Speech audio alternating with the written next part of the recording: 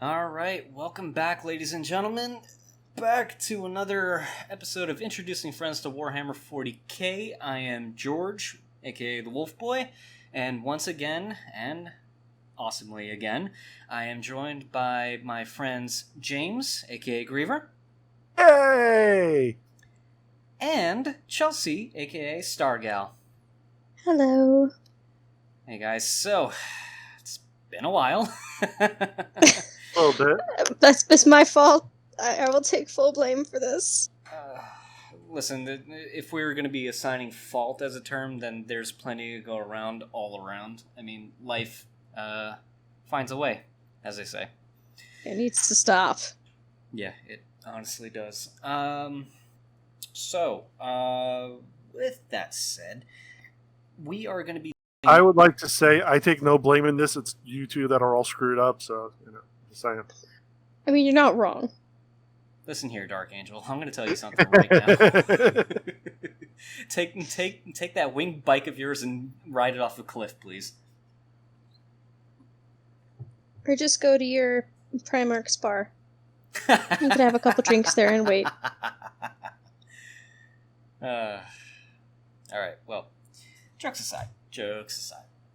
Because, honestly, we still like each other. I mean... We do. I mean, we wouldn't be sharing bunks in the same ship. What was it renamed to, Chels? Oh no, I am not prepared.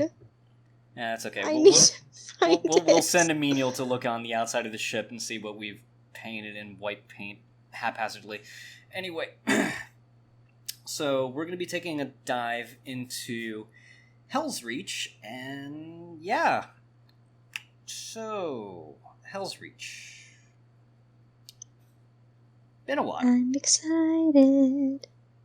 Well, I'm glad you are. Because honestly, I'm excited to dive into it as well, because looking into it as much as I have, it's interesting. And it makes me really, really, really want to read the book more. And I'm kind of mad that I haven't really done as deep of a dive beyond Chapter 2 than I already have. Don't judge me. I'm not judging you because regrettably, life punched me in the face, and I haven't had time to read it. So it's on the list, and I will finish it. Oh, and it was the Valder Maldusian. No, wait. I said that wrong. Crap. Give it away. You said No, it I said that better right. than Valder Maldusian. What was that, James? said it better than me. My Latin sucks. I took Latin in school because I was bored. Anyways. Listen, I speak a romantic language, and that still doesn't help my Latin anyway, so I'm just going to say that. Listen, to quote a wise man named Carbon Dallas, you speak two languages, English and bad English.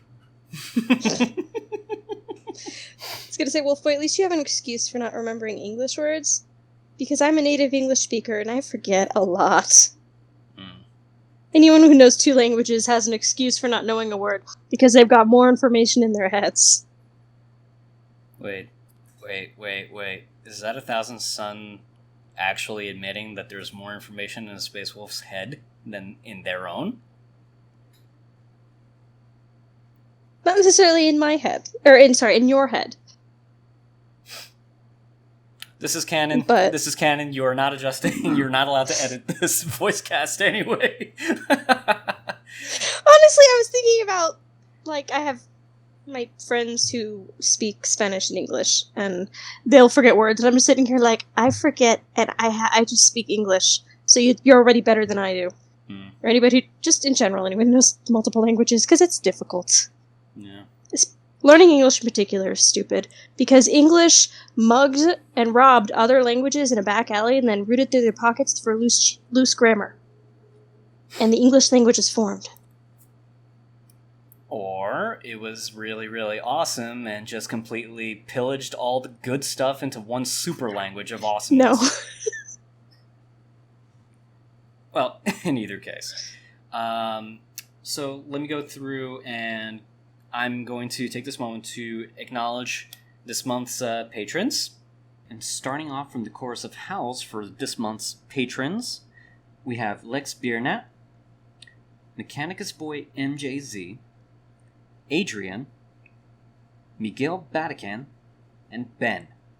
And from the Join the Pack tier, we have Polarni Torino, The Happy Uruk, Honeyblade, Bailey Erickson, and Yertoviec.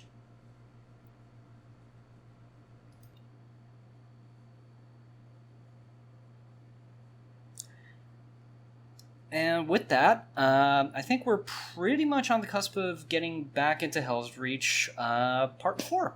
So, actually, there was one thing I wanted to ask. Was there anything that you guys remember from the last one that you wanted to ask about now? Or nothing in particular I really wanted to ask about in terms of, like, lore. I'm more just excited to see where the story goes. Okay, fair. James, you? Anything at all? I'm good. All right. Then I guess we are good to start with Helsreach Part 4. Let's go ahead and dive right on in.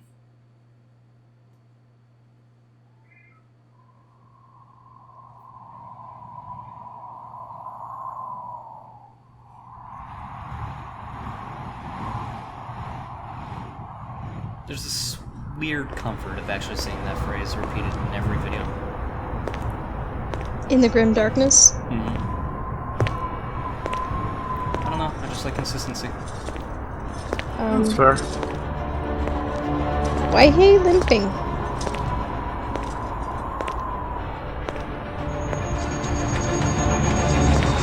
He's a little off balance. I don't like that. I don't like that. Shoot it, make it go away, set it on fire. I don't like it. Burn it. It's an interesting design. Is it a servitor? Mm-hmm. Okay, seriously, what the f*** is that?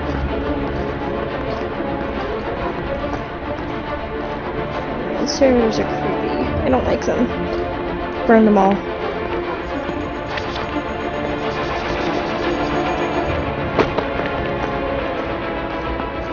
Good boy.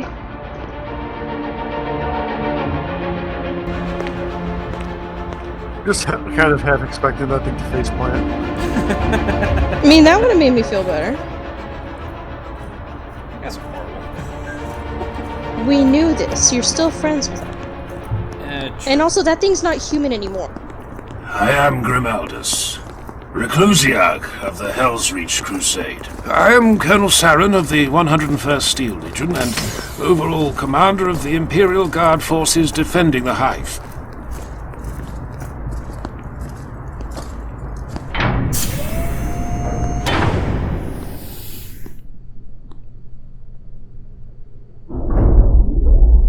Muted clicks could be heard every few seconds from the helms of the knights standing closest to him. Saren knew full well they were speaking with each other over a shared Vox channel. He didn't like it. Not at all. Who are these others? I would meet every commander of this hive, if they are present. They are present, sir. Reclusiarch. Not sir. As you wish, Reclusiarch. This is Syria Tyro, Adjutant Quintus to General Kurov. Commissar Falkov of my command staff. This is Major Mordecai Riken, Second Officer of the 101st and XO of the City Defense. Commander Corton Barasath of the Imperial 5082nd Naval Wing. A pleasure to serve with the Black Templars again. You have served with the Knights of Dawn before. I have personally, 9 years ago on Dathax, and the 5082s have on no fewer than 4 separate occasions.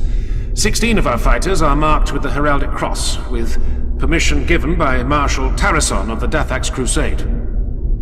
I am honored, Barasath. The most honorable Moderati Primus Valien Casimir of the Legio Invigilata, crewman of the Blessed Engine Storm Herald. Moderati, You speak with the voice of your legion? A full battle group. I am the voice of Princeps Majoris Zaha Mancion, and the rest of Invigilata is committed to other engagements. Fortune favors us that you still remain.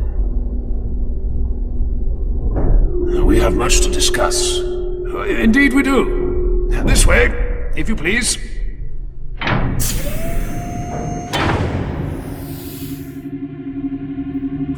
Chance is your favorite thing. Burn it. Burn it with fire. A city. Traveler did not I create am that in ghost command properly. of a city. Preparations have been underway for months, but estimates pit the great enemy arriving in system within a handful of days.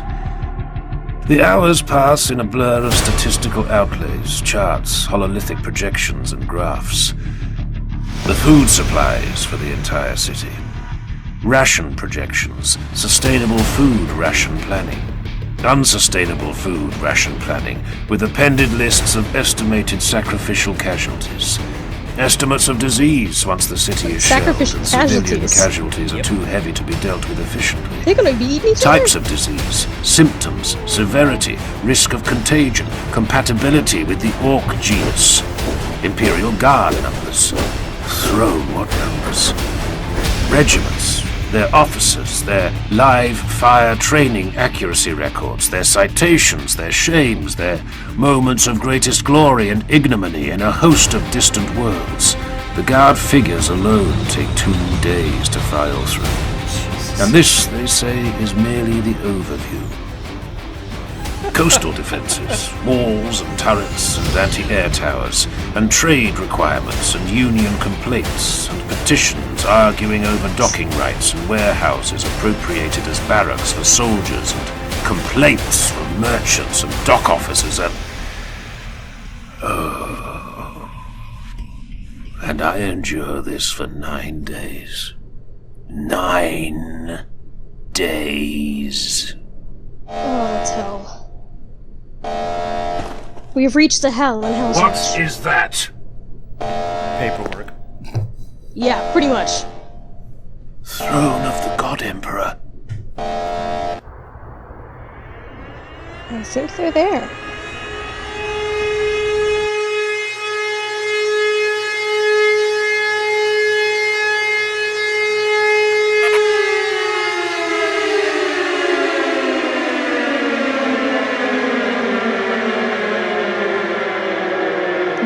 Nope, don't like you.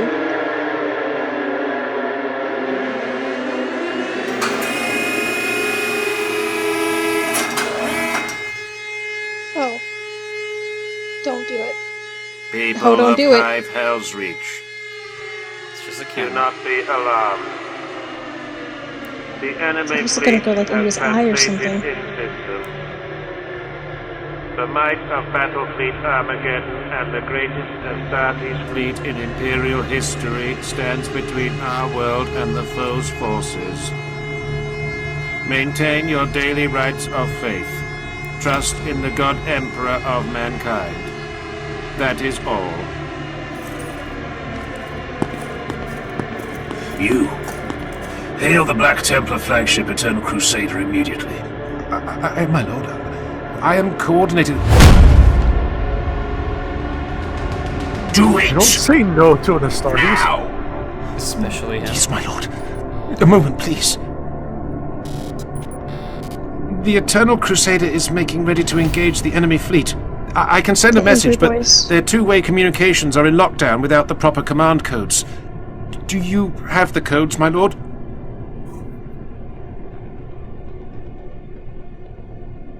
Shit. I am being a fool. My fury is blinding me to my sworn duty. I have the codes. But this is not an emergency. Simply send the following message to their incoming logs with no need for a reply. Fight well, brothers.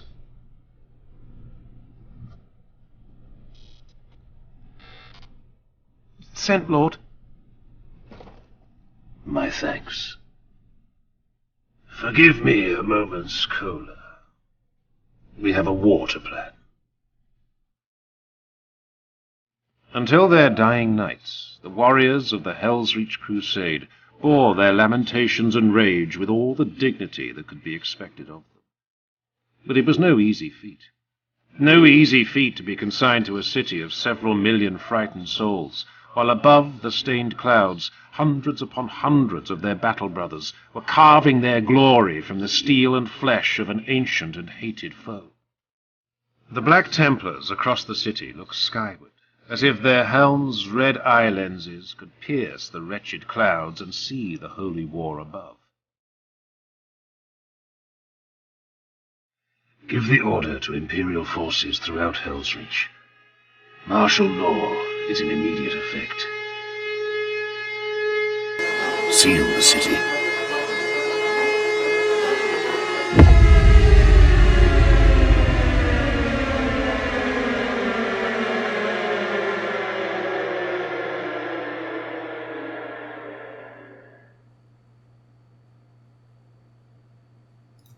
Okay. And that was Helsreach Part 4. Holy crap. Oh gosh. So Yeah, I have really. to say, I know they're kind of like the punching bag, but I actually do like the guardsmen. Mm-hmm. They're really awesome. Oh yeah, especially since we're talking about millions upon millions of souls that are literally sacrificed every day for billions and billions more just to be able to live their daily life. Yeah, they're pretty fantastic. Yep. I do love that it took 2 days to go over just the guardsman stuff. Yes. Rise, my boys. I love 9 days of what paperwork? The hell of Helsreach going over all of that paperwork. The worst corner of hell for any Black Templar is to be stuck in a room and being forced to go over paperwork while their battle brothers are expected to fight in glorious combat. Excuse me, Reclusiarch, I need Form 5A signed in triplicate, please. 9 I will eat your head. days. Never Okay, so wait. mind. So wait, were they talking about cannibalism there? Okay, so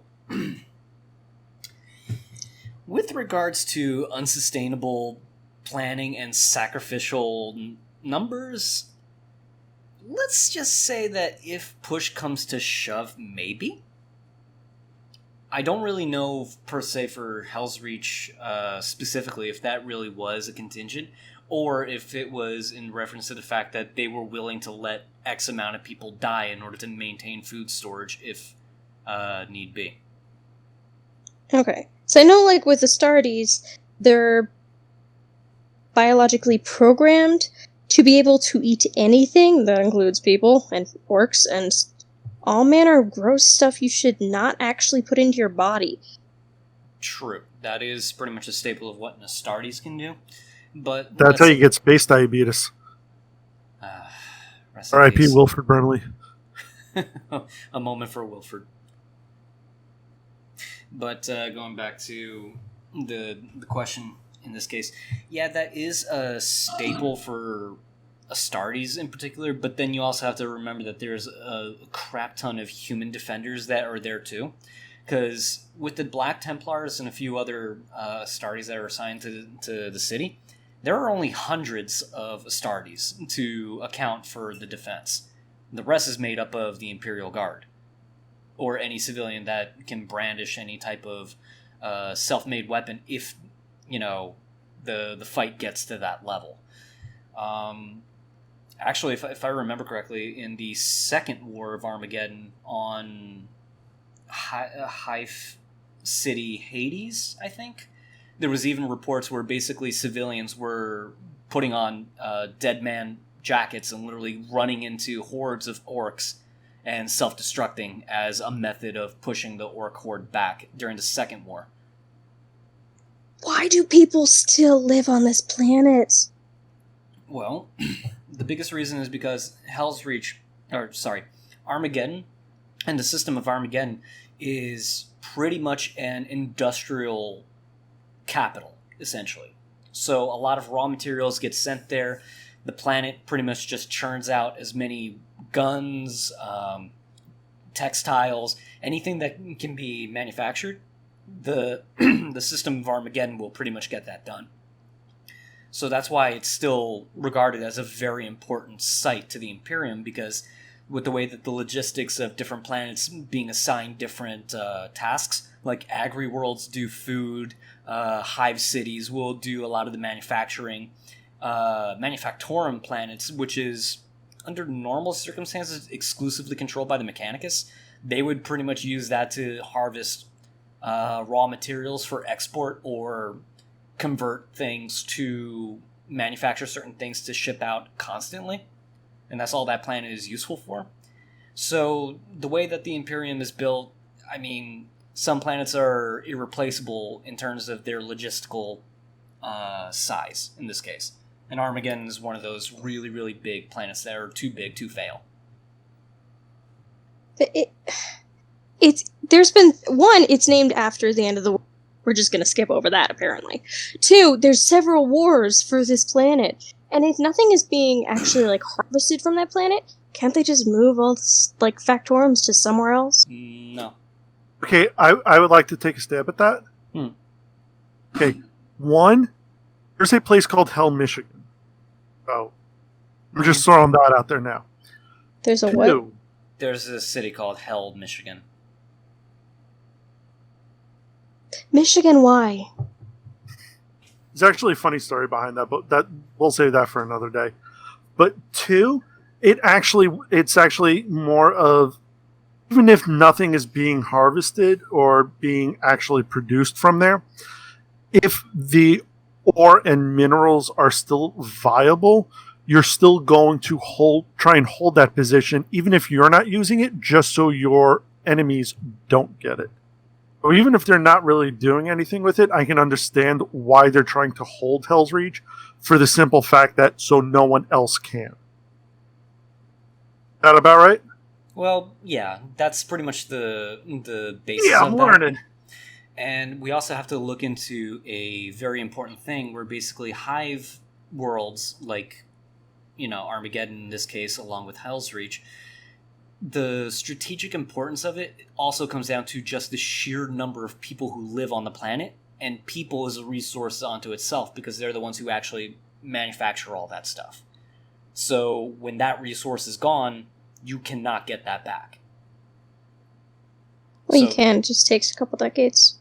And that's a couple decades that can actually cripple the Imperium. Actually, I did run across an interesting fact that if there's a delay in terms of importing and exporting to Terra in particular of anywhere between an hour or so, thousands of people will die because of the resulting logistical backlog of people starving to death.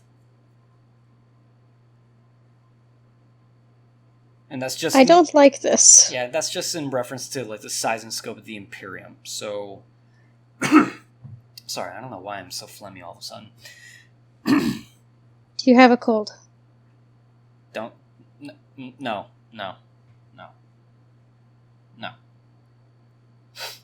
I should probably look into getting some ginger ale in a bit.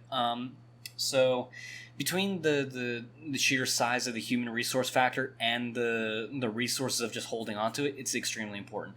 And there's also something in my notes that also points to the fact that Helsreach as a city is actually one of the most important cities on Armageddon because it has the biggest spaceport on the planet.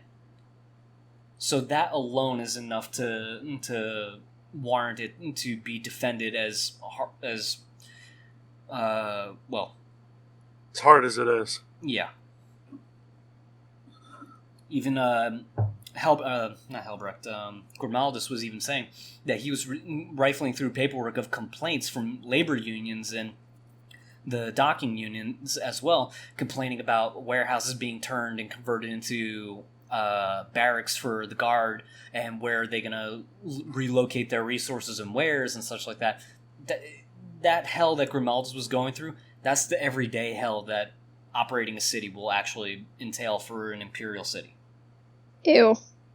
Yeah. that is also my personal hell. I would despise that.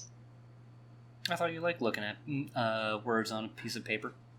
I do like information. However, sorting because of people complaining and unable to get their stuff together or realize that there's something bigger at stake would drive me up the wall. Right, customer service. We've all been there. Yes. R.I.P. our souls. Yeah. So that addresses that question. Anything else comes to mind?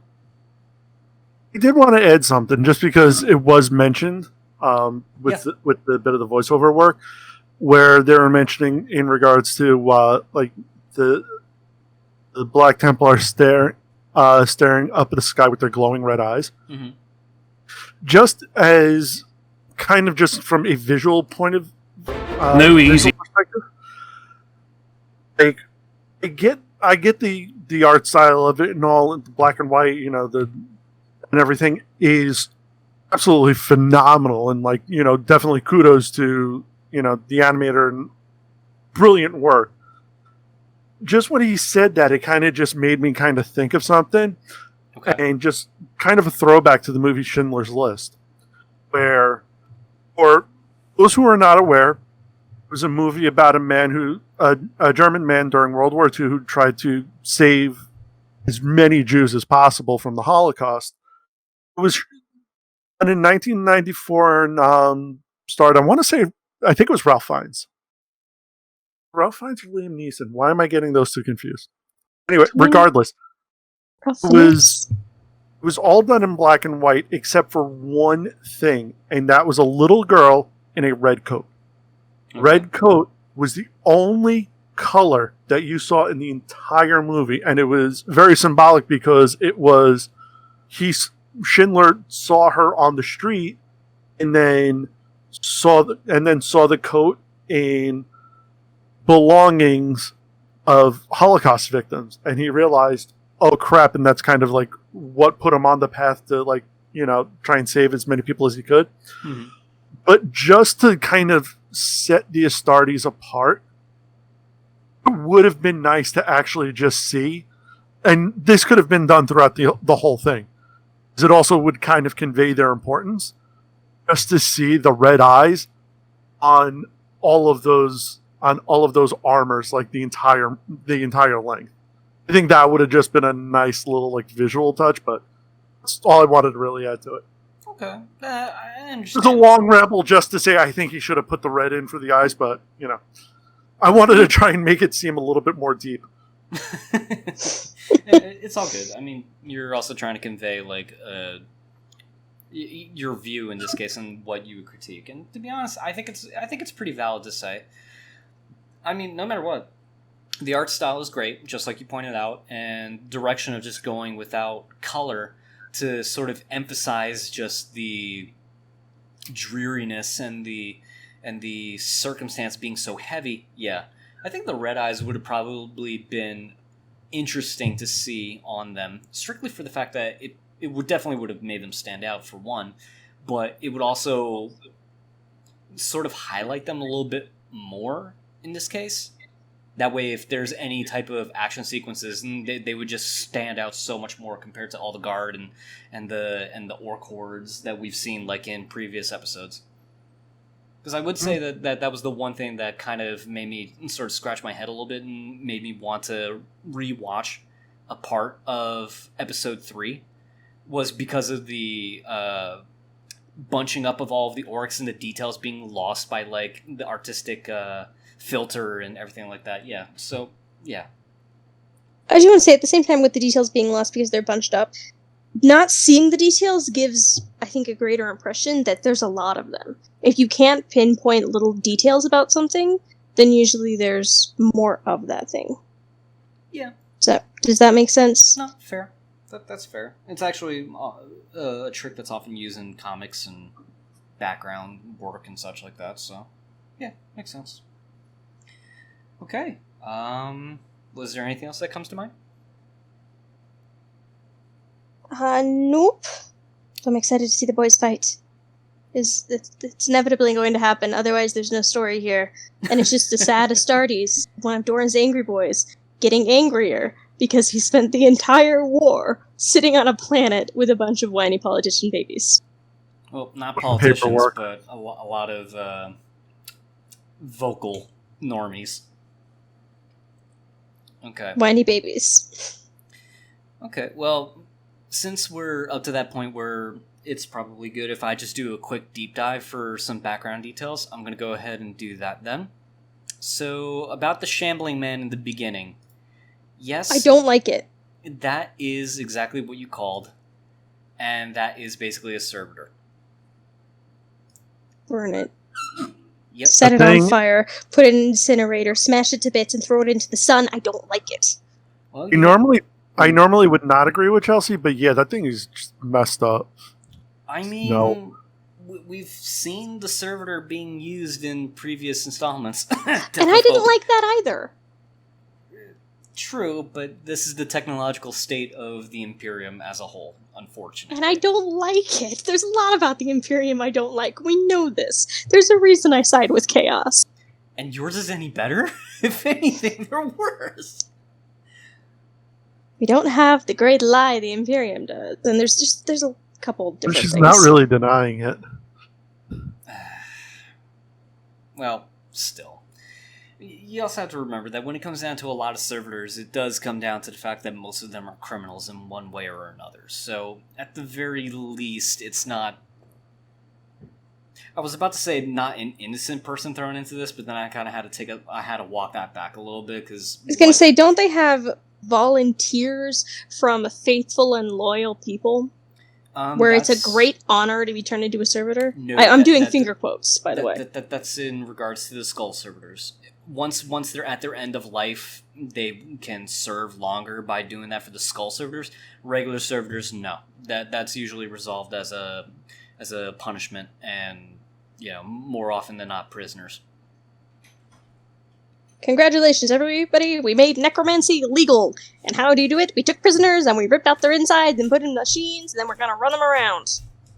I mean, that's the shortened end of it. Yeah, I guess that would be one way to look at it.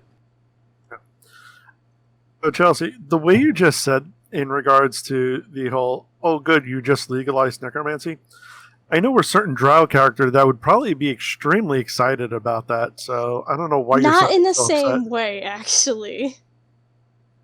How so? Honestly, because of the machinery bit. Because the way... If you're unsure, we're talking about Dungeons & Dragons again. And would you like to know who plays a drow necromancer? It's your girl, Chelsea. But, to her, whenever she uses it, it's more of a temporary thing. Like, essentially borrowing somebody. Like, if you need to move a couch, you'd get some friends to move the couch, and then when they're done, they go home. That's what kind of it is for her. She borrows the meaty bits and the bones to do something, and then as soon as it's done, it goes back into the earth. That's not what this is. This is an aberration and using something until it's all used up and disgusting and rancid smelling. Technically, raising a zombie in D&D and what the server is kind of the same thing. Because if you really think about it, you're using it until you can't really use it anymore. just saying. Using it to the point of failure. Okay, we're also going to point out that Tally is not real. Well, And she does not have the same beliefs that Chelsea does. fair. Okay. To Chelsea, this is abhorrent, and this is disgusting because this is a complete aberration and twist of human life.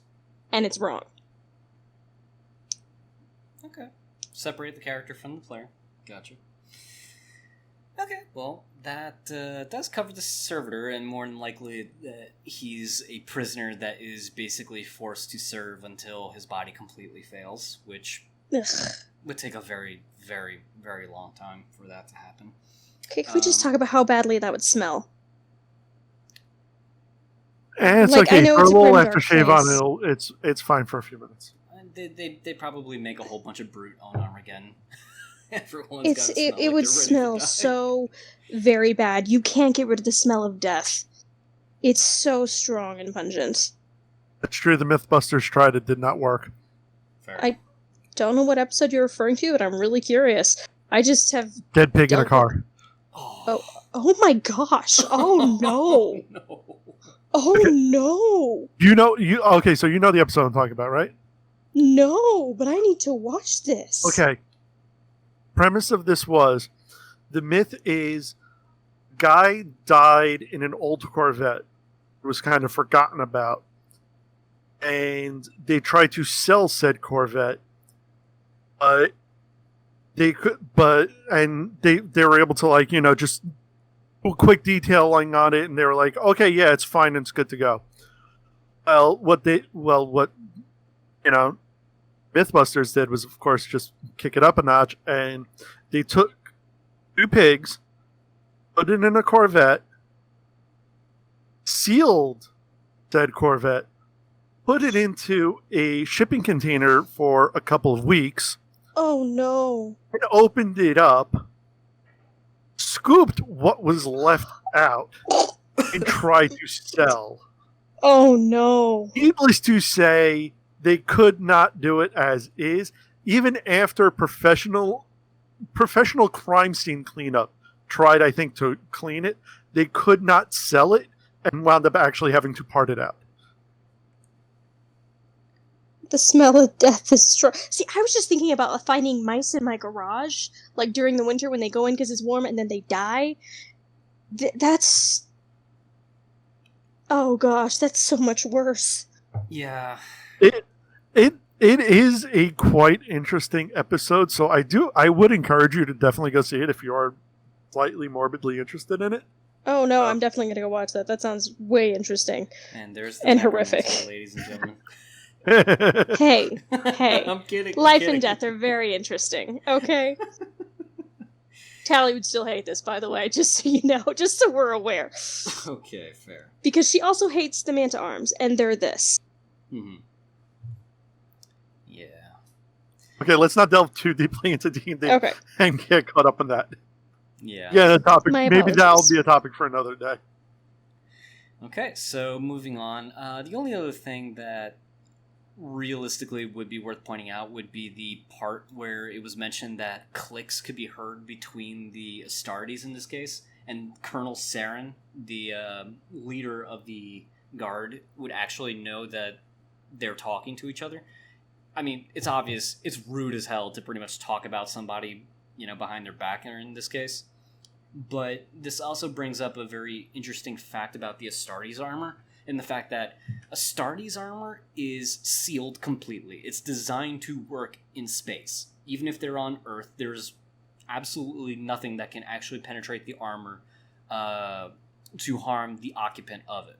So in this case, their helmets are outfitted with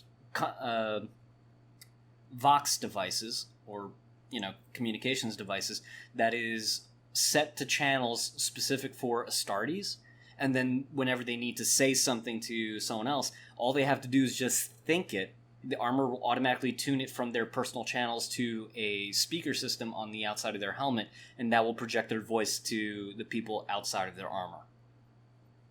Because of the fact that the armor is tied to their black carapace, which Neuro integrates with the Astartes, and anything that they think that they need from their armor to do, the armor will actually perform just on the basis of a thought pattern. So, just thought it was worth throwing that out there in this case. That's really cool. Yeah. The whole integrations with the Astartes armor to person, those are really cool. Mm-hmm. And would be really fascinating if we could do that. It would be, honestly. I mean, sure, Years ago, it on would Death X. probably be a little on the invasive side of, trying to hell integrate yeah. that. But It would have to wire directly into your brain, is the thing, or into your spinal cord, because that's what signals get sent. However, if you could do that, the things we could do with modern sciences, like off the top of my head, stroke victims, they'd be able to do stuff again and speak properly. actually, that would be a good application for that, to be perfectly frank. But as someone who's actually witnessed a spinal tap procedure, no, I would never want that for myself. Sorry. You kidding? I've just seen an epidural like once or twice. Yeah, and that's immediately like, I think of no. an epidural. Well, a portion of the women in this world could deal with it. I mean, kudos to them, and bless their strength of will. But that is something that I could not endure to watch, especially with the size of the needle. Honestly, You don't have to watch. You just endure the needle going in, and then it goes in your spinal cord, and then you don't feel anything. Well, I'm only speaking from the experience of actually going into a hospital and watching a doctor do several different procedures. No, I was not doing this as a medical student. I was just there because my school was just doing like a career day kind of thing, and I just chose, hey, well, let's see what doctors do. And I got to see that, and I'm just like, I saw a lot that day. I'm just going to leave it at that. Oh, I'm sure you did.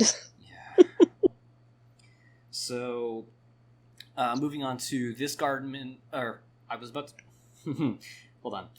This guy is part of the naval branch. So in other words, he's part of the Astra Militarum that is designated for ship-to-ship combat and space combat specifically. This guy notes that he and several men of his unit actually participated in combats with the Black Templars in the past. And one of the things that he cites is the fact that men in his unit actually were awarded the cross of the Templars to be worn with permission of the leader of the crusade that they participated in. Apparently, that is actually something that the Black Templars do. They recognize guardsmen that were of great help in different operations to get them from place to place, or serving alongside them in this case. But if any guardsman wears any of this decorum without permission and without any type of, verifiable evidence that they actually serve, I mean, stolen valor is a thing, and that's a crime unto itself. So that goes to show what they would do to you in this case. So it was pretty interesting to see that there was someone already at Helsreach in particular that had worked with the Black Templars in a past crusade in this case. So that was a... it kind of doesn't surprise me, but that of all of them, Dorn's boys be the ones to recognize regular man in what he can do. For some reason, that does not surprise me at all. I mean, as long as they're not a mutant. Yeah, I mean, yeah, that's true. But I follow your logic. I mean, yeah. Considering how any Imperial Fist actually operates, that's kind of par for their course. They serve with their fellow man for a reason. So, one thing that I also wanted to throw out there as well was the insult of being referred to as Sir instead of Reclusiarch. Holy crap. Yeah, you don't really do that with someone of Grimaldus' standing, especially since he had to do a lot to earn that title over hundreds of years of service. So, yeah, I think he's that's old. valid. Yeah. Yeah, he's seen some things. So to refer to him merely as Sir, yeah, I can see how that would be insulting and why he would correct the guardsman leadership right there and then really quickly. Well, and if he's kind of going to be leading over them for a bit, it also sets the precedent of, no, I'm not something to be overlooked. Exactly. Or looked down upon. Yeah, that's a good way I was of also looking going at to say, when it comes to the military, you don't fuck with rank. No, you do not. I learned that the hard way when I was talking to... Well, okay, so there was this recruiter during high school that basically came around, and I made the mistake of not addressing him by his rank when I was just introducing him to a couple friends that were passing by and they were asking what I was up to. And he immediately corrected me right there and then, and that's when I kind of realized, oh, this is what the military is like. I don't think I want to join if that's the case. Because this guy... okay. It's not fair of me to say this of anyone in the military. I'm just saying that the impression that he gave me in that moment just made me think that anyone of higher rank than you will always treat you as though you're a second-class citizen, essentially. And that's how I felt in that moment. I don't think that's the intent or anything like that for most of the military. It's just the initial imprint that I got during that experience. So I'll just leave it at that. Out of curiosity, what did you mess up? What rank was the officer? I did not call him sergeant. I called him sir whatever. Oh. So not only did I not even call him by an actual military rank, I went the extra mile of just being outright disrespectful of the concept. Oh. Listen, teenager. And if that was a recruiter, he was probably a drill sergeant. Yeah. So.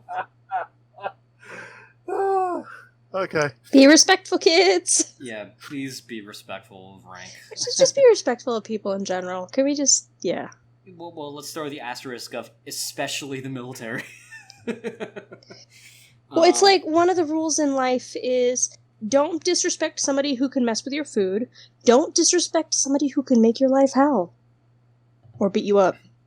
Or we just follow the wonderful teachings of God Emperor Christopher Titus. Be douchebags. Don't be douchebags. Not gonna lie, I thought you were gonna say follow the Mr. Rogers, and I was 100% gonna be behind that. Oh no, Fred Rogers is God. How funny would it be if it turned out that the Emperor of Mankind actually was Fred Rogers? You know, I would have to stop hating him. 100%, I would have to stop hating him. TTS, make it canon. Okay. No, because then they make Mr. Rogers a terrible person in TTS.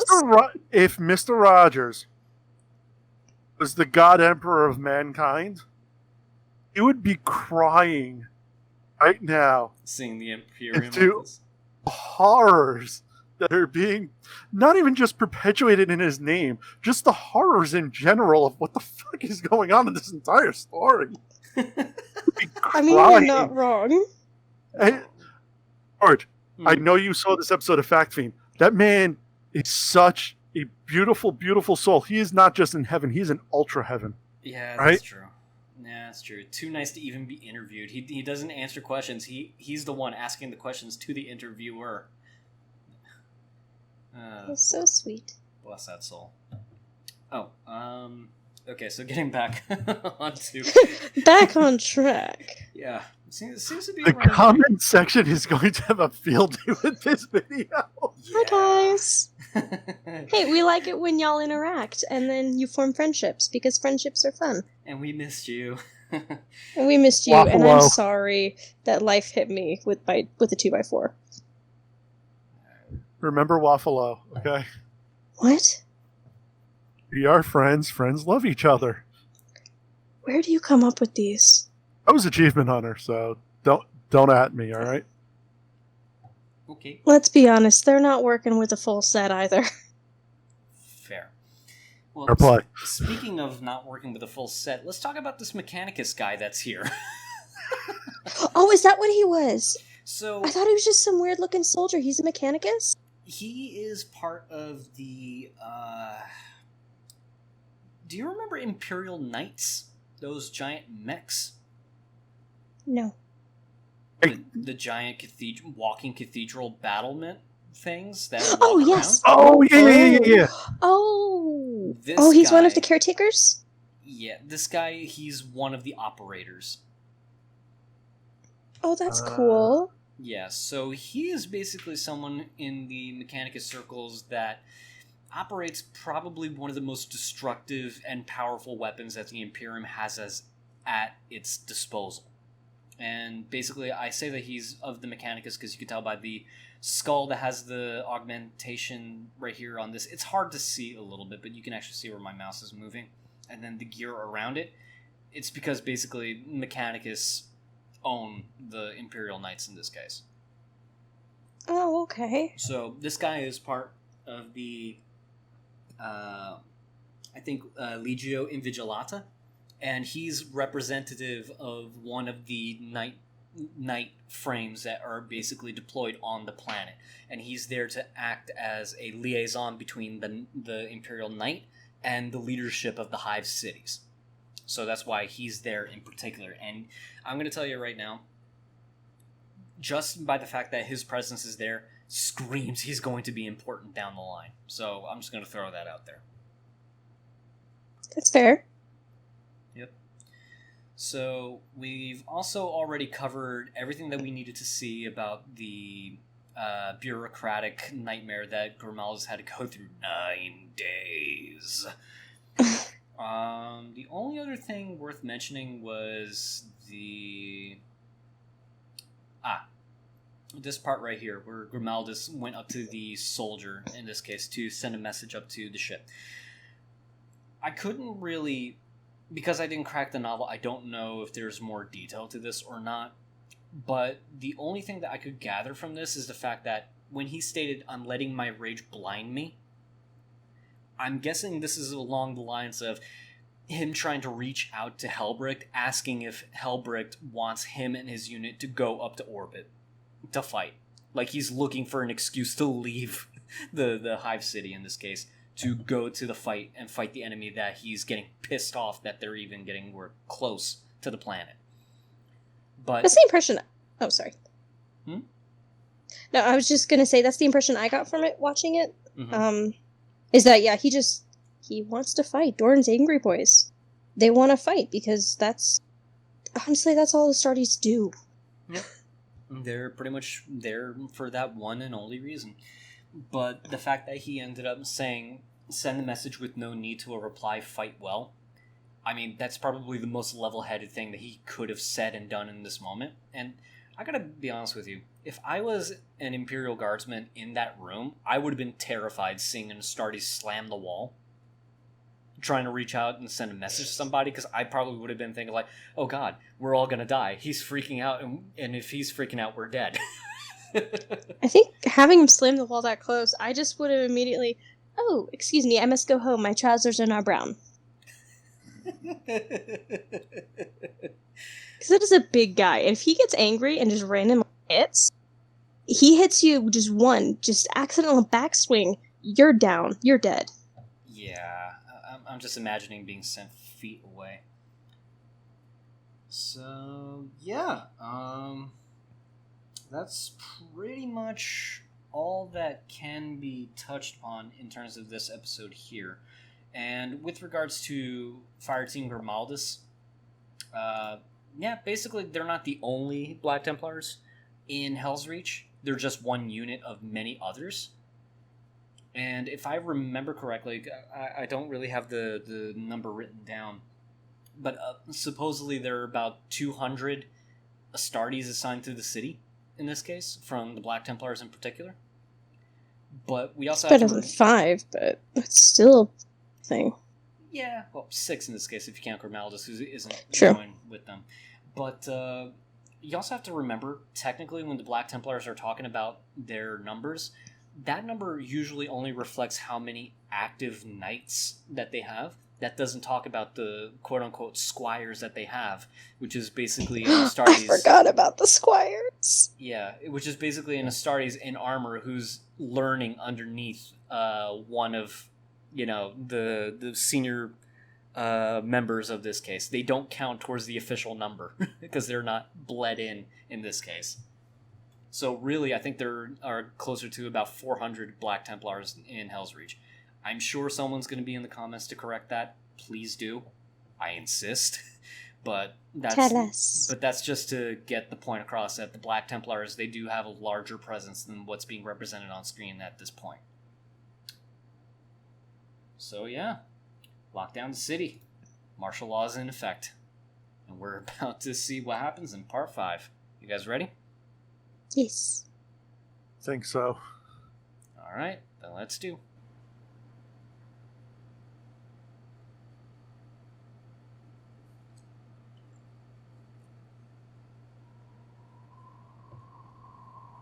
Yay, consistency. It's the little things. Oh, that's cool, Sean. Was Brendan Lee in this one? Who? Bruce Lee's son. He was in the movie The Crow. That was almost like a verbatim shot from like the beginning of the movie. 3 days.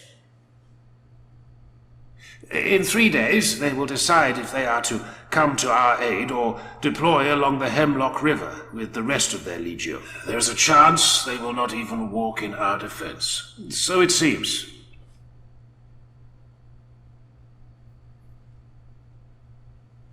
I am going to the view tower. Is the Moderati Primus still within the hive? Yes, Reclusiac. Tell him to meet me there. Be polite, but do not ask. Tell him.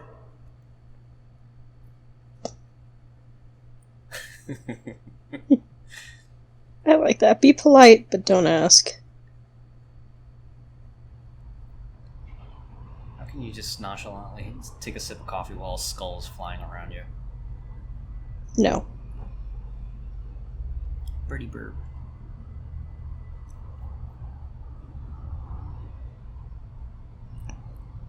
Somebody's gonna die. It's the burb. I am surprised. I was half expecting a bolter shot. That's what I was expecting. Well, actually, more like a last shot, because I think those don't run out of ammo. They do. Run on ammo? This is the greatest of Armageddon's port cities. We are about to be assaulted by the largest green-skinned breed Xenos invasion ever endured by the Imperium of Man. We must have Titans, Casimir. I am aware of your need. My need. It is the Hive's need. Armageddon's need. As you say, the Hive's need, but I am not the Princeps Majoris. I report on the Hive's defenses to her, and the decision is hers to make. The Invigilata has received strong petitions from other cities and other forces. I must speak with her. If you wish, I could perhaps arrange a conversation over the Vox.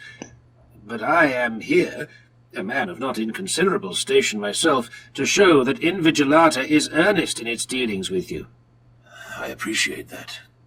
I am not blind to your rank. Tell me, Moderati, is it permissible to speak with your Princeps Majoris in person? No, Reclusiac. That would be a violation of Invigilata tradition.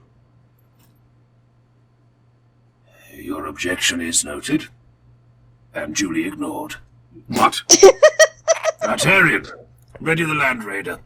We're going out into the wastelands. I'm starting to like them all this life. Yeah. Noted. And that reminds me, what's that line? I got I recognize noted the council's and made a ignored. decision, but given that it's a stick decision, I have elected to ignore it. Immortal Engines? I can see that.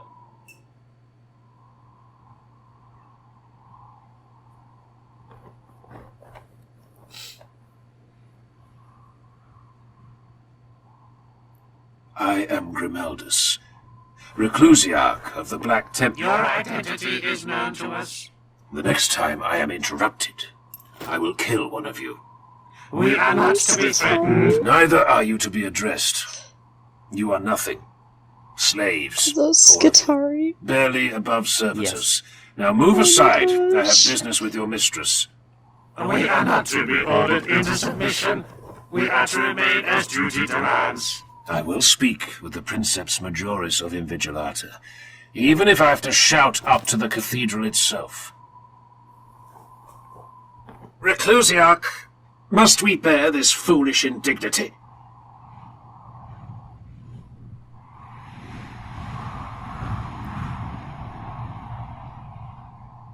No. Kill them.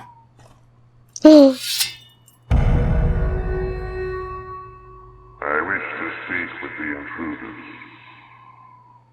Access granted. That is what I thought you would say. Make this count, brother. Trust me.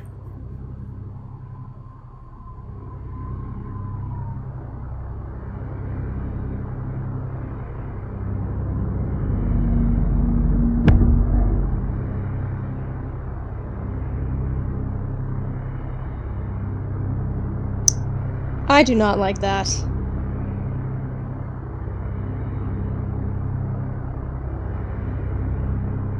Greetings, Astartes. Princeps Oh, Majoris. Zordon is not looking An good. honor to stand in your presence. Waste no time on pleasantries. Storm Herald waits, and soon I must walk. Speak. I am told by one of this Titan's pilots, as an ambassador to Helsreach, that Invigilata may not walk in our defense. This is so. I command 1/3 of this legio. The rest already walks in defense of the Hemlock Legion. Many with your brothers, the Salamanders. Do you come to petition me for my portion of mighty Invigilata? I do not beg, Princeps. I came to see you with my own eyes and ask you face to face to fight and die with us. But you have not yet completed your intended duty, Astartes. Is that so? We are not face to face.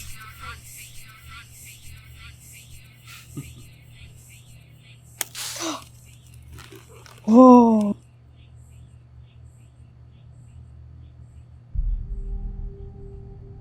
You have very kind eyes.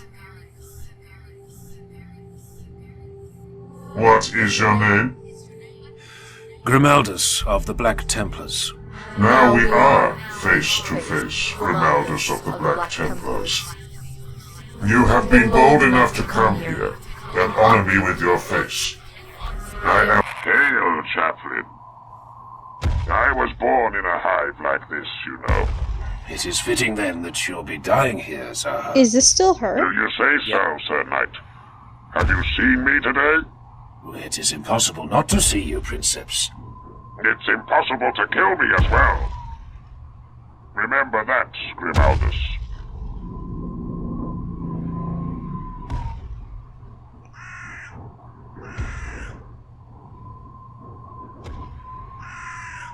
Helsreach was ready. And, as night fell, the sky caught fire.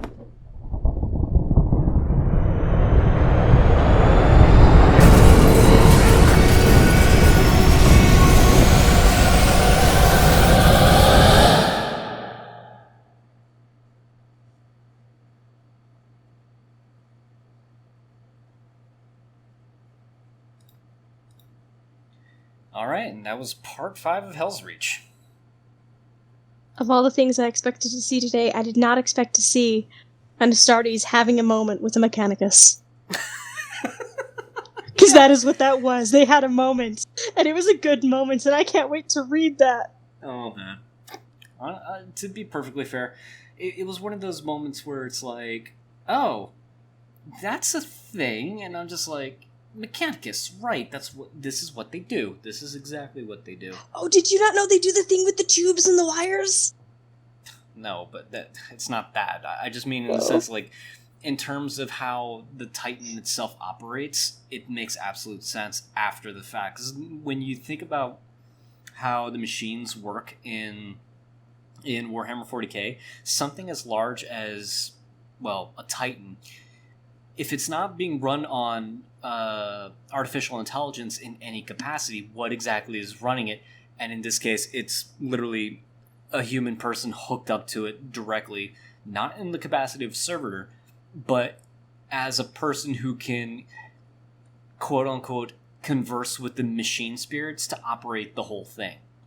Meanwhile, the pilots are up front, and they'll be the ones operating most of it, but she is consciously connected to the machine. And that was something that I was just like, okay, that is insane. So, yeah. It's cool. I forgot about the tube thing, because that is mentioned in the Magnus book, in which one of the Mechanicus who is helping with what's going on gets put into one of those. And then their friend mentions how it's still them, but also what the Mechanicus like it more because they have a better connection to the Omniscience thoughts or something. I don't remember exactly what it is, and I'm corrected. Something like that, where they have a stronger connection to whatever it is that they like. The motive force or something? Yeah. Right. Although it did also bring up, too, because she sounded more human. than what I've come to expect from Mechanicus. Yeah. There's less of the trilling machines and automatic voice modulations and such. Yeah, it's more of a natural voice that's coming through. Yeah, and even more of that, too. She had inflection when she spoke. There was emotion in there, and I'm like, oh, shoot, you still have emotion. And that's kind of where the moment came together. Yeah. And I love the fact that she even had the stones to pretty much, talk back to Grimaldus saying that you didn't accomplish your mission with talking face to face. Because technically what she forced Grimaldus to do is blasphemous in a sense. Because when a Reclusiarch dons the death mask, he is not to show his face to anyone outside of the chapter.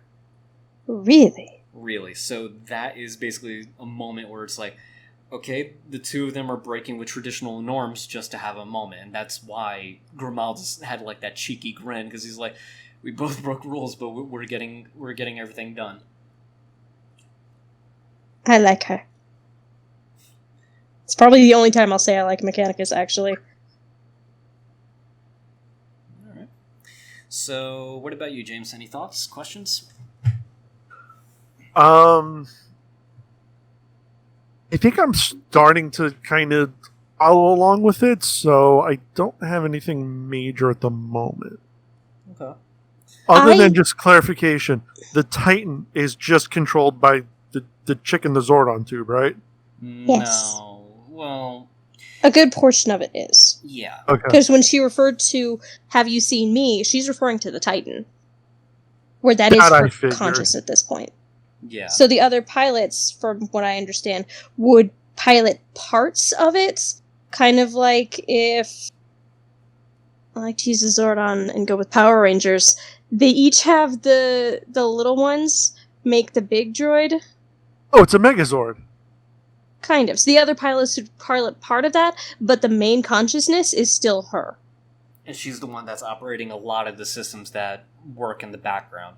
Kind of like how, like, the computer of a car will know what to tell the transmission to shift to which gear, kind of a thing.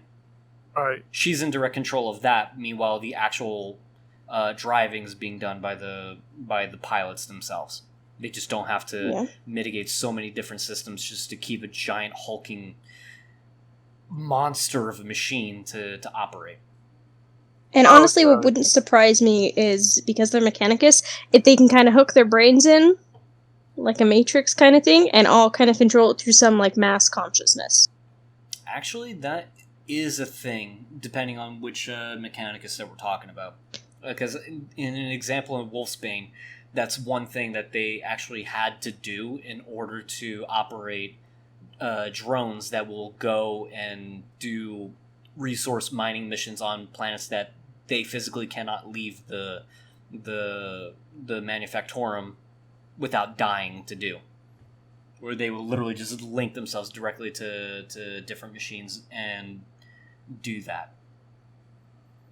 Okay. So, I did have a question about her title. Okay. Princeps. So, what exactly does that mean in terms of the Mechanicus? Do you know? In terms of the mechanics, I don't know how that relates. I just know that it's basically someone of the Mechanicus rank and file that is able to commune directly to the machine spirits. So, in her case, I think it's because of the fact that she has a good affinity with it. And that's why she has that rank, which is pretty high up, because she's, the machine, essentially, by this point. In terms of how that translates to the rest of the Mechanicus, I am not at all familiar with that. We're probably going to have to turn to the comment section who are more familiar with that, about what the hierarchy of the Mechanicus actually is broken down to in order of rank. But, yeah, in terms of Imperial Knight, she is basically top brass in terms of how her unit is divided, because she says that she's in control to a third of Legio Invigilata. So she only makes up 1/3 of her total unit. Okay. I did think it was fun seeing the Skitarii. Especially since we've only seen them in the joking aspect, yeah. Yeah. But also it was when he from my mindset, it was interesting, like, when he said, okay, kill them, that's when she's like, okay, no, hold on. Mm-hmm. Like, one, you've proven your point that you're serious about wanting to talk to me. Two, it's a waste of matter to kill those that are useful. Yeah, especially since when it comes down to, well, Mechanicus in terms of their raw numbers as well, it would be a waste. Although Skitarii they're not as sentient, right? Well, is that accurate? As Grimaldus pointed out, they're just above servitors, because technically what the Skitarii are, they're connected to their masters or overseers directly, so they'll receive the order and they have to obey that order. They're not servitors in the sense that they lost all sentience and consciousness. It just comes down to the fact that they're such low on the totem pole on the rank and file side of things that basically they are bots until they prove to be more useful and can go up, or they just stay that way forever. Okay, so Skitarii can become more what you would assume is regular Mechanicus then? If I recall correctly, yes. But, okay, like I said, that's kind of hit and miss because I'm not Mechanicus inclined in terms of knowledge base. All I know is that in terms of, like, sentience-wise, they're just above servitors. But Grimaldus pretty much equates them to being slaves all the same. Yeah, I mean, kinda. Yeah. Okay. So, I guess now would be a good point to pretty much do a lore dive. Really, there's not much to kind of glean from this more than what we've already seen directly. When it comes down to the Legion Knights and they're deciding whether to mobilize to one place over another, that just boils down to the fact that they're trying to understand where their concentration of fire would basically make the most damage to the orc hordes and guard as many resources as possible. But as, you know, Grimaldus pretty much pointed out, the spaceport of Helsreach is extremely important. It cannot fall. It's something that he's assigned to guard it, for one, but it's one of those things where it's like, you can't really say that you're here to protect a hive world without protecting one of its most important cities, which is the port. True.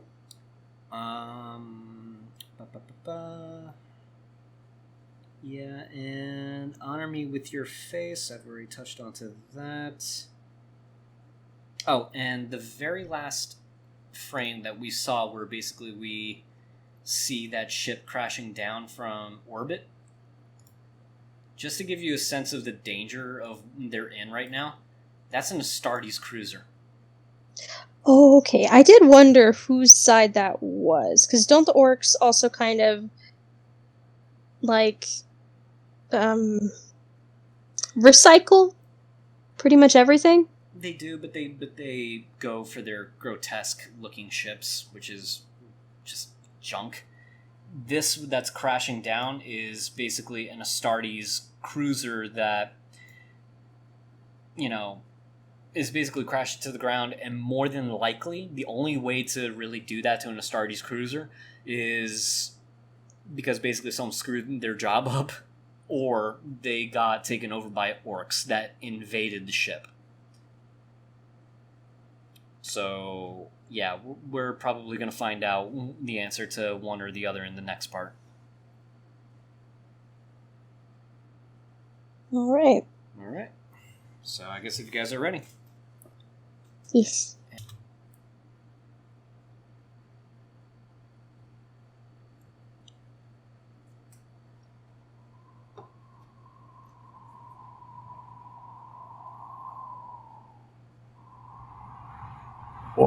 War never changes. Shit, wrong series, sorry. You got to fall out in my 40K.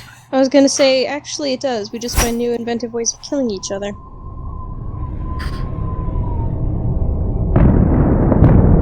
Oh no, he ran into buildings. Mm-hmm. Hopefully he avoids the big walking one. Oh, he exploded. Yeah, I think it's a safe assumption that the walking one was able to walk out of the way.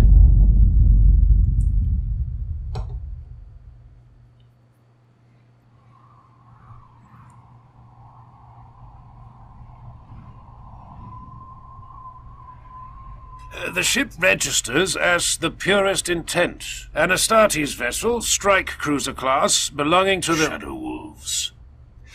They fell at the Battle of Varadon 11 years ago. Their last companies were annihilated by the Tyranid breed Xenos. The Black Templars were with them at the end. What is the status of Battlefleet Armageddon? Holding, but we have a greater comprehension of enemy numbers now. The 4 to 9 day estimate has been abandoned as of 30 minutes ago. This is the greatest greenskin fleet ever to face the Imperium. The fleet's casualties are approaching 1 million souls. 1 or 2 more days at best. The crashed ship. I suggest we hold, Reclusiarch. A handful of greenskin survivors cannot hope to survive an assault against the walls. They would be insane, even for orcs to try. Send a Titan.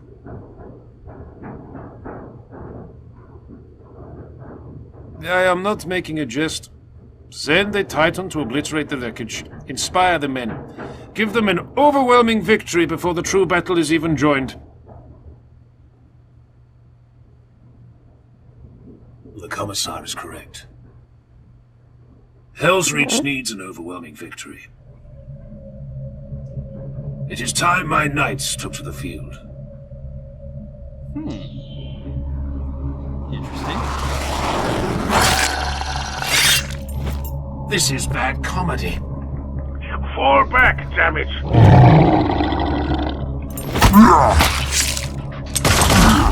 It doesn't even look like he's exerting energy. Priamus sensed another lecture about vainglory in his future. We will draw first blood, Grimaldus had said to them all, as if it was something to care about, as if it would affect the final battle in any way at all. Join me, brothers. Join me as I shake off this disgust at the stasis gripping my bones, and slake my bloodthirst in holy slaughter. These warriors who called him vainglorious were blind to the truth. He was not rash, he merely trusted in his skills to carry him through any challenge. Was that a weakness? How could it be considered so, when Priamus's deeds and glories were already rising to eclipse those of his brothers? Priamus, leave him be. Sorry. Let him hunt. He needs to stand alone for now. He needs discipline. He needs our trust. He needs more bodies. Isn't he the youngest one? I smell fresh blood. Yep, A the survivor, youngest one. still bleeding. That's fine. And Grimaldus is like, no, let him hunt. Let him do his thing. He'll tire out at some point.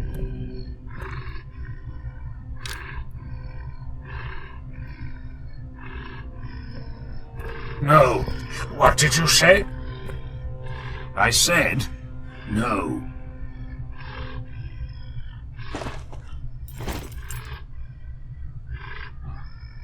They always seem so immune to pain. But no. Look into its eyes, brother. Do you see?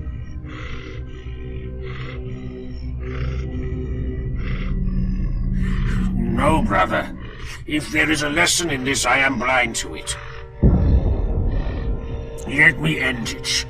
Its existence offends me. No. Its lifespan is measured in moments.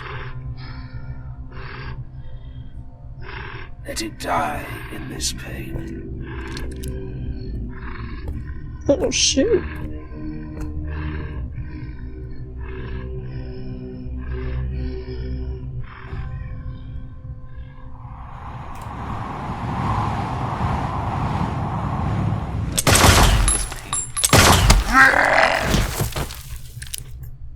Nero!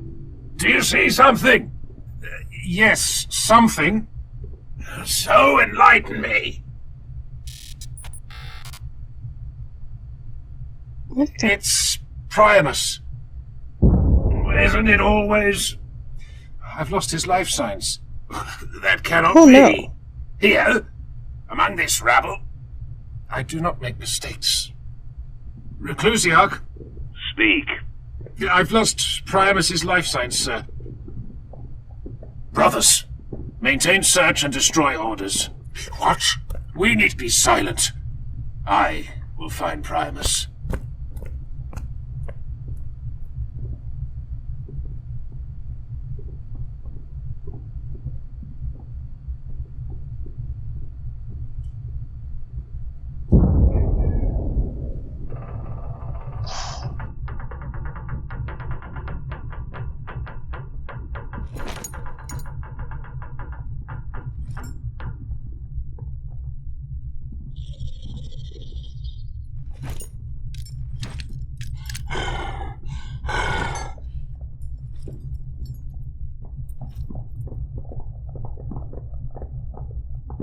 Greetings.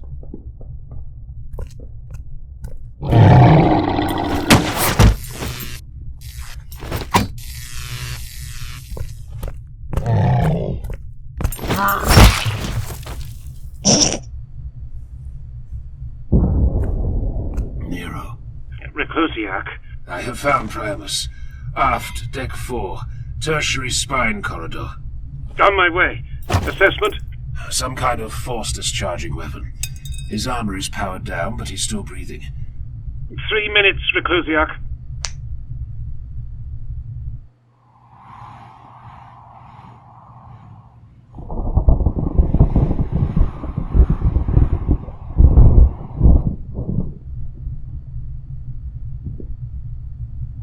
Those Horsens. They shot me. Some kind of nerve weapon. Get away from me. Did you learn your lesson, boy?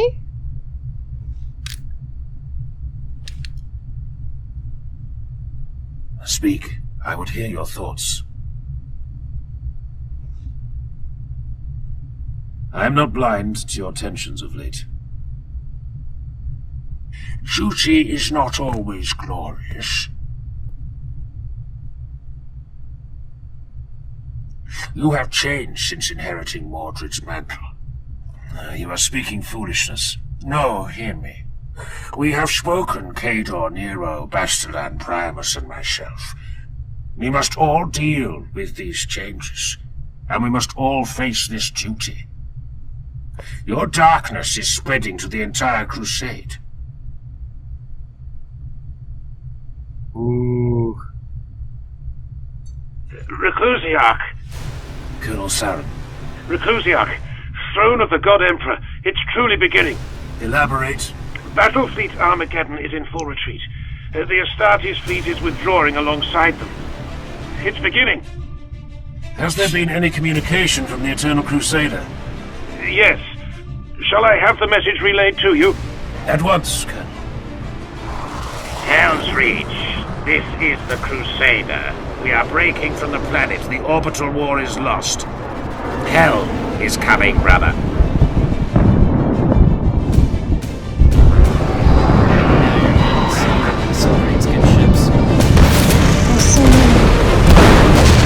What ships are those? Horde ships.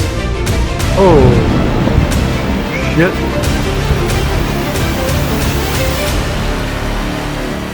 Oh, they are so screwed.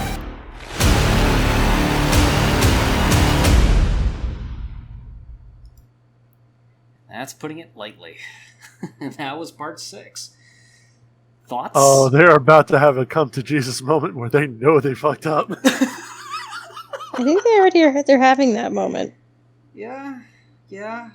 I mean, to be perfectly fair, they had that sort of glimpse like, hey, one of our guys went down. Is he alright? Yeah, he's alright. Okay, cool. No need to be afraid. Hey, we found more greenskins coming. What? You look outside. It's raining greenskins. It's a raining man.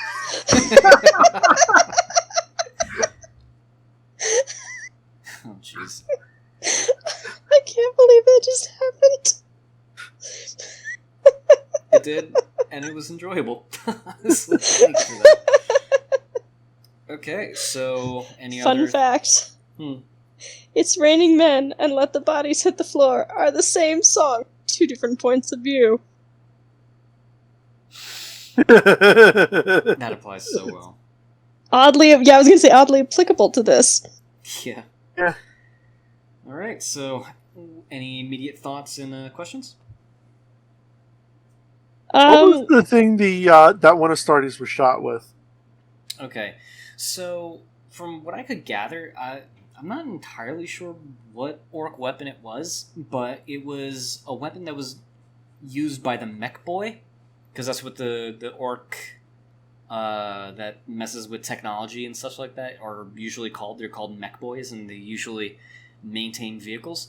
That weapon seems to basically be designed to eliminate Astartes' armor in particular, or at the very least power down or overload anything that's electronic.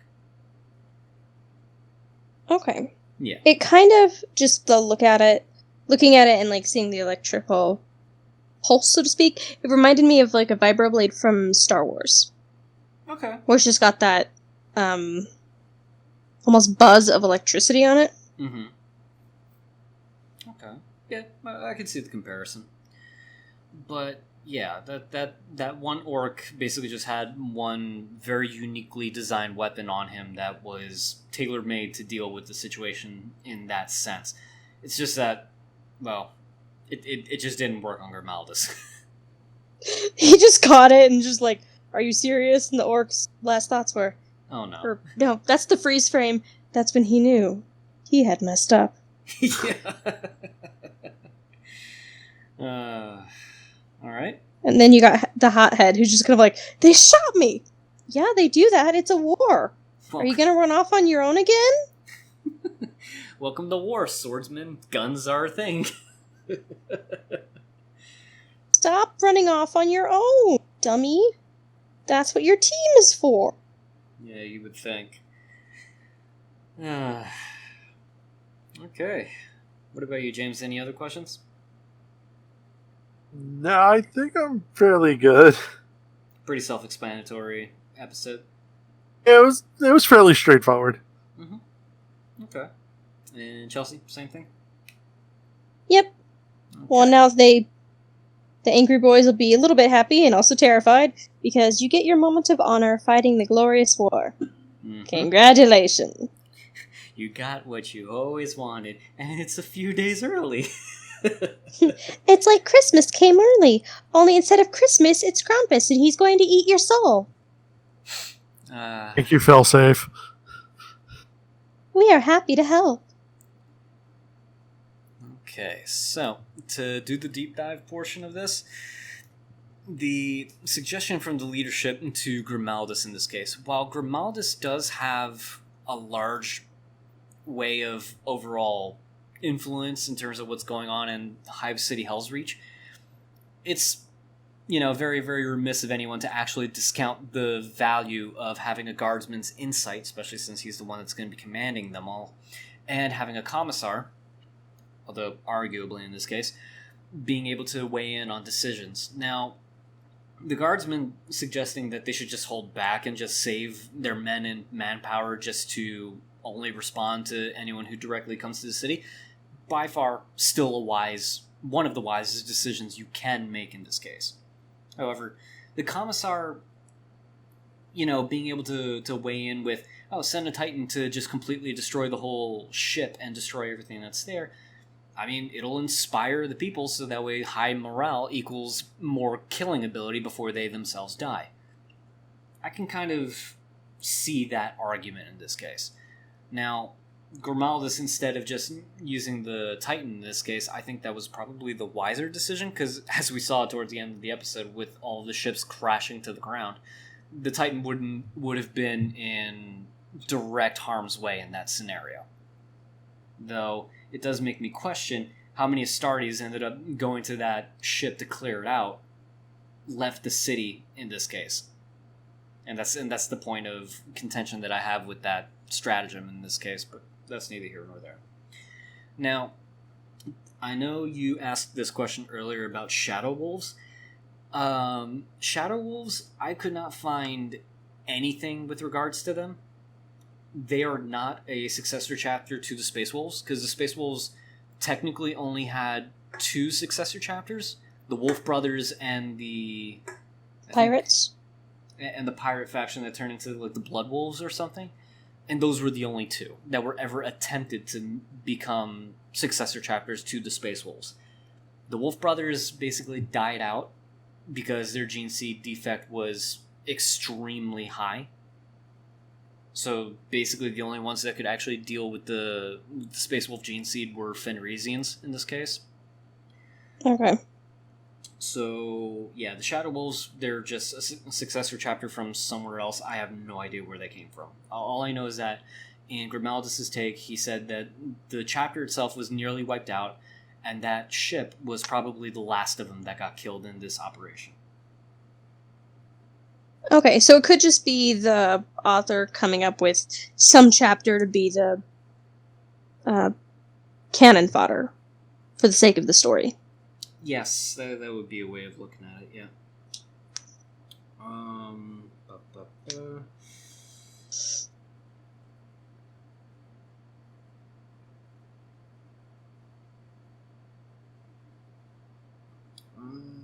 think that pretty much covers most of everything that goes on with regards to the city.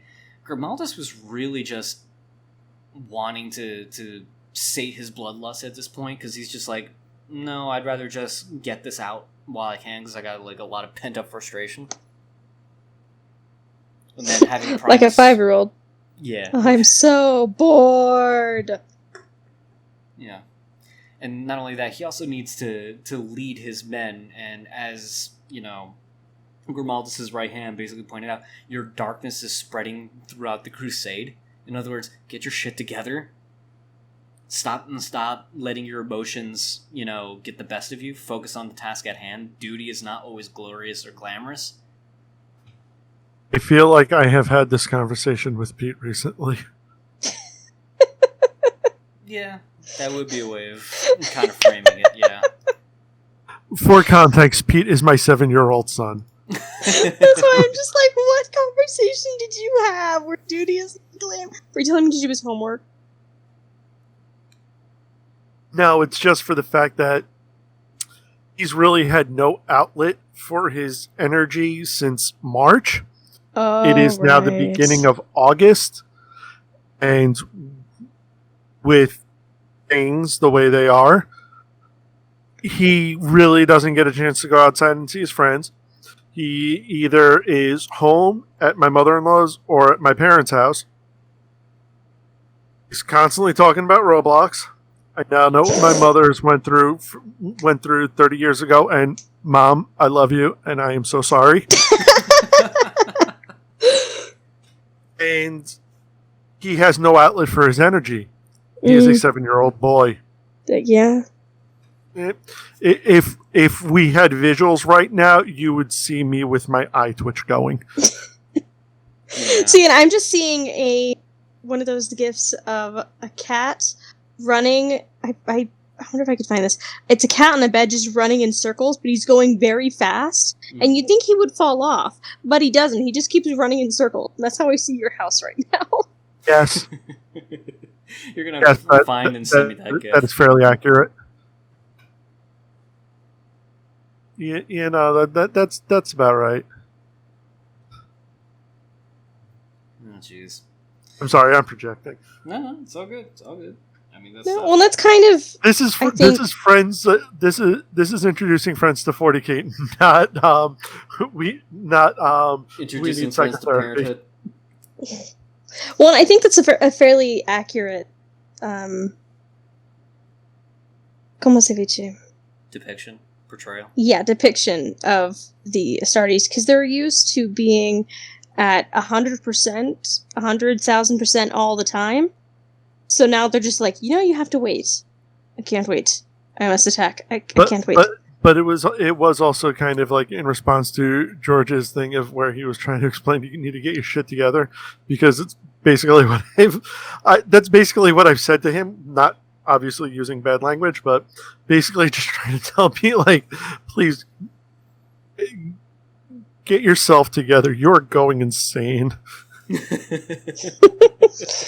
Your darkness is spreading throughout this house, Grimaldus. I mean, Pete. Child. Son of mine. Next in I line. love you, and I understand the video game thing, but there's only so much I can hear about the different variations of Roblox in a day. Oh, God, help me. You should get one of those giant cat wheels where a cat can run, like a hamster wheel, but it's a cat wheel, so it's bigger, and just get him one of those so he can run in circles. Oh, jeez. Oh, God, that might actually help. Get energy out.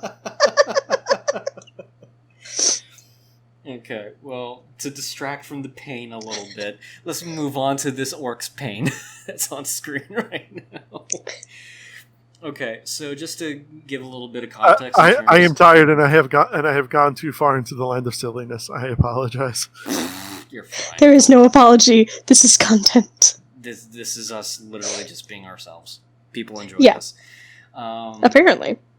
So, going on to the suffering of this orc in this case, the fact that Grimaldus held off on killing off an orc who's pinned on his last legs and dying and feeling fear. Does he have legs?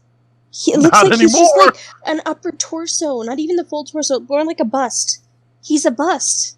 Yeah, that's all that's left of him at this point. He's only got like half an arm left on the left side, and everything else is completely covered in rubble. Or like busted. If you don't edit in a rim shot there, I'm going to be very pissed off. Don't do it. Don't do it. Do it. Do it. Anyway. So, one of the things that you need to understand about orcs, especially orcs, is the fact that for them, being able to fight is something that they live and die for. To be reduced to this, and not being offed by an enemy that, you know, obviously should kill you, that is by far one of the most insulting ways to die for an orc to experience. So, Grimald is pretty much just saying, like, no.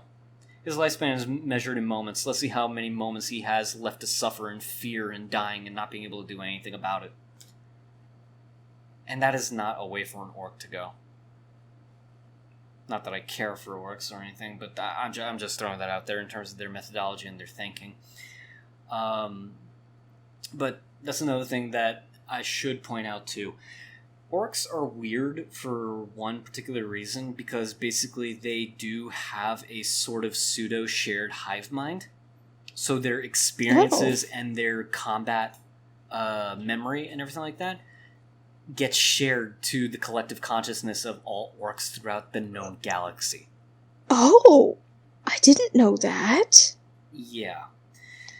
Orcs are weird. I'm just going to throw that out there. But with that knowledge, yeah, that becomes a bit of a concern, because as orcs go in to fight and die, the rest of the crowd mentality can actually learn and develop answers to pitfalls that they come up against just by subconsciously, I think, experiencing the deaths of their other orc kin.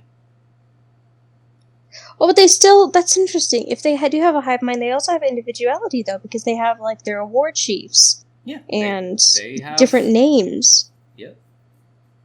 They do have unique personalities, their own individual thoughts and everything like that. It's just on a subconscious level, they are connected to each other. And the weird thing about that, the more and more orcs are focused in one location, the more effective they become. And not just in terms of raw number and raw brute strength. They become smarter the more and more of them there are in one place. So... All right, so the opposite of humans. Yeah. I mean, crowd mentality is definitely a thing with humans, and I hate to say it, you get a bunch of smart people together, and for some reason they just get stupider. I mean, it goes back to the herd mentality argument someone told me about, where basically the more and more humans are located in one place, the mantle of responsibility becomes less and less clear, so no one actually comes up with good decisions. Everyone just assumes everyone else in the crowd is basically able to do that. that's given me an explanation for it, and I like it, because I just kind of assumed that people just get together and they just turn off their brains, because why not? I don't know how well this pretty much goes back to apply to this, but there was this one murder years ago where basically a young woman was murdered by a guy. An entire apartment complex worth of people witnessed the murder take place, but not a single one of them actually called 911 to call the cops, because they just assumed their neighbors already did that. And they just watched the murder happen. That's... yeah. Today on Messed Up Facts that are going to make you have trouble sleeping. Yeah, I've heard those stories before. Those are... I hadn't. Messed up. Yeah. I don't like knowing this. There's a lot of things you haven't heard. I'm okay with that. Let's continue so I can sleep at night. Sorry, I was kind of dwelling on it. The world's a scary place. Anyway, moving on. The only other thing that was worth mentioning was just, Grimaldus, get your shit together. You got a message from Helbrecht basically saying hell is coming, and being able to see up in the sky all these ships that are just crash landing onto the planet. I'm sorry. If I were to see that up in the night sky, it would be like, well, gonna lock myself in my room, make 1,000 prayers, and hopefully everything blows on over. Chelsea just sitting there. It's a raining man. I already did that joke. I don't care. It's still where my brain goes. Okay. Well, with that done, I think now's a good time as any to move on to the last part we're going to cover tonight, and that will be part 7. So, let's go ahead and get to it.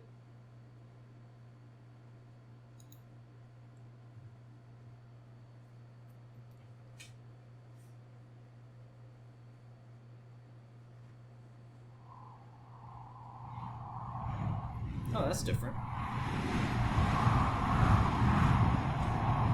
Okay, not really different, but... No, but it's instead of the black and white, it's the other way around. Which... oh. The flat things are gone.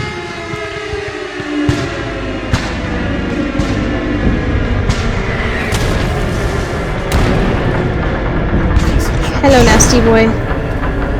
You're a nasty boy. You're also nasty.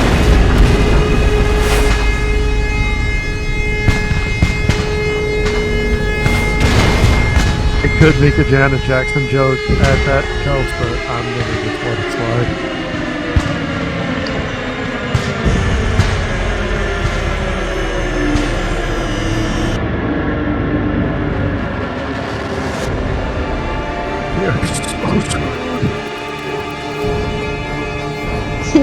We're gonna die. Think positively. We're gonna die quickly. That's not positive. Sure it is. There's less pain. Better, but not by much. Screw it and joining chaos. I already have. I know. It seems. Get me out of here. Do you see that? Do you see that? Gosh, the guardsman next to him. I don't think they can miss it, Grimaldus.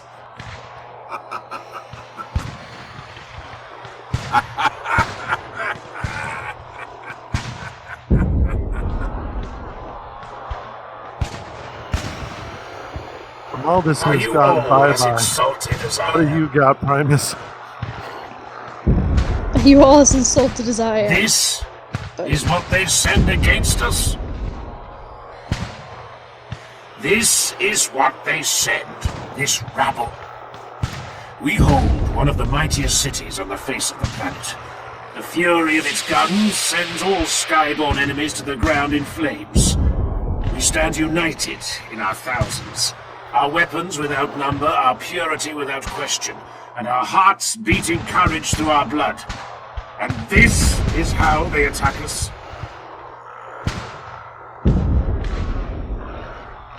Brothers and sisters, a legion of beggars and alien dregs wheezes its way across the plains.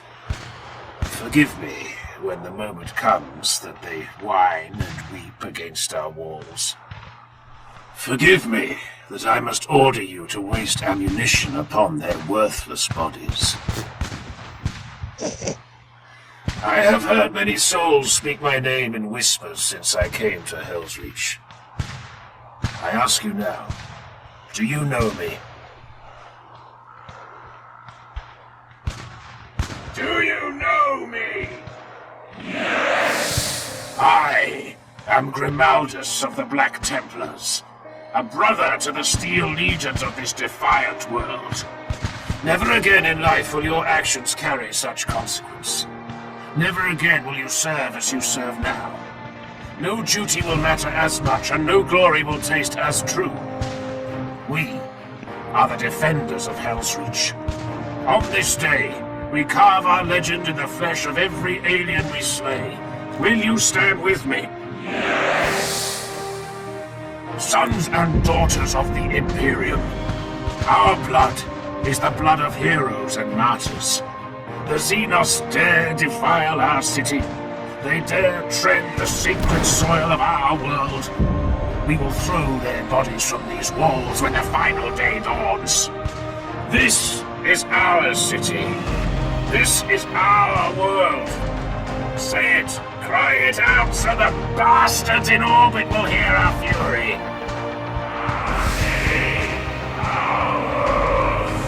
Run, alien dogs. Come to me. Come to us all. Come and die in blood and fire. For the Templars. For the Steel Legion. For Helsreach.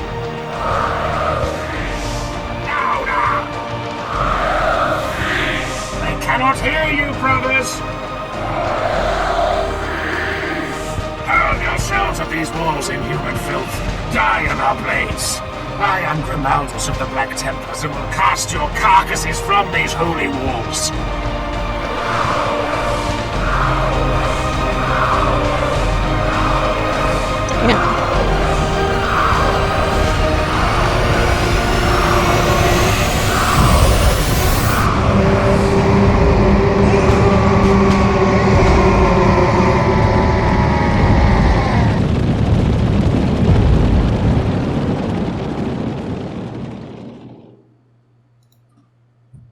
Yeah, I say that was a very rousing speech.